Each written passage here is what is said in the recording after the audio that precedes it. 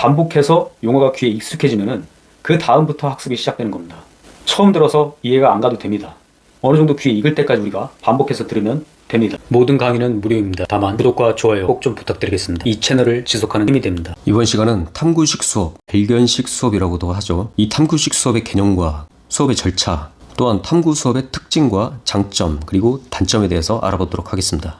탐구식 수업은요, 제목에서 알 수 있듯이 탐구한다는 것이죠. 무언가를 발견하고 탐구해내는 거. 자, 잘 생각해보면 탐구하기 위해서는 교사는 탐구하도록 뭔가 도와줘야 되겠고, 학생은 자신이 스스로 탐구해서 뭔가를 발견해내야 된다. 뭐 이런 의미가 담겨 있지 않겠습니까?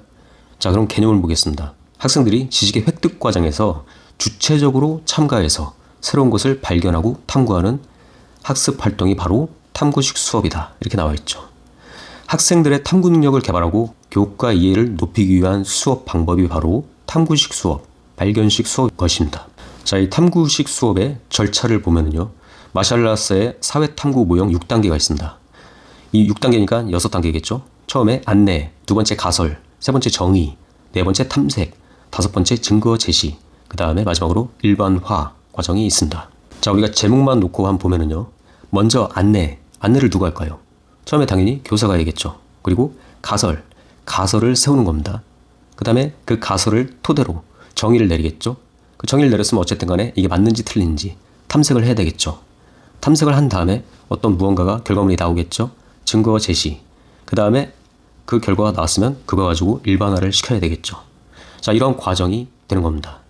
이 탐구식 수업의 절차에서 안내라는 것은 교사와 학생의 현안 문제에 대해서 인식을 하는 단계, 두 번째 가설에서는 어떤 문제의 설명과 해결에 대해서 서술을 하는 것, 세 번째 정의에서는 가설의 용어를 명료하고 규정하고 의미를 부여하는 것, 명료하고 규정하는 것, 그게 바로 정의를 내리는 것이죠. 다음 탐색에서는요, 가설을 입증하기 위해서 증거를 찾는 단계, 다섯 번째 증거 제시, 가설을 증명하기 위해서 경험적 자료를 제시해서 입증을 받아내야 되겠죠. 결과가 나왔기 때문에 이 결과를 토대로 일반화시키는 것입니다. 이게 바로 탐구식 수업의 절차가 되는 것이죠. 6단계입니다. 일반적인 절차도 있습니다. 5단계인데요. 문제를 먼저 확인하고, 문제가 있으니까 문제를 확인하겠죠. 그 다음에 그 문제를 분석하고, 그 다음에 가설을 설정하고, 가설 설정한 것에 검증을 하고, 그 다음에 마지막으로 일반화되는 거. 문제 확인, 문제 분석, 가설 설정, 가설 검증, 그 다음에 일반화 절차. 이렇게 일반적인 절차도 있다는 거 알아두시면 되겠습니다. 자, 다음 탐구 수업을 위한 교사는 그럼 어떤 역할을 해야 하는가? 다양한 자료를 준비를 해야 되겠죠. 또한 학생과 함께 탐구하는 역할을 해줘야 됩니다. 그리고 새로운 방법을 안내하는 질문을 해서 끌어내야 되겠죠. 마지막으로 내적인 보상을 위해서 노력을 기울여 주는 겁니다. 동기부여를 계속적으로 해줘야겠죠. 그래야 탐구를 계속하고 무언가를 발견하고 지속적으로 참여를 할 수 있겠죠. 자, 앞서 설명했듯이 탐구식 수업은 학습자의 자율적인 학습 능력을 개발할 수 있는 것입니다. 또한 탐구 과정의 체득에 초점을 두고 있는 것이죠. 과학적 문제의 일반적 탐구 과정을 체득하는 데 초점을 두고 있는 학습법이 바로 탐구식 수업인 것입니다. 두 가지였죠. 특징이 자율적인 학습 능력 개발하는 거, 그 다음에 탐구 과정을 체득하는 데 초점을 두고 있는 학습법이라는 거. 그럼 탐구식 수업의 장점을 볼까요?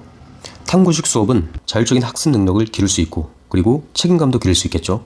또한 긍정적인 자아 개념을 할 수도 있겠고, 또한 상위 수준의 지적 능력을 개발할 수 있겠죠. 당연히 스스로 탐구하고 증거를 찾아가고 일반화까지 시키니까요. 또한 합리적이고 비판적인 사고 능력을 키울 수도 있습니다. 그리고 마지막으로 본인이 스스로 탐구하고 결론 내리고 일반화 시켰으니까 높은 파지를 하게 되겠죠.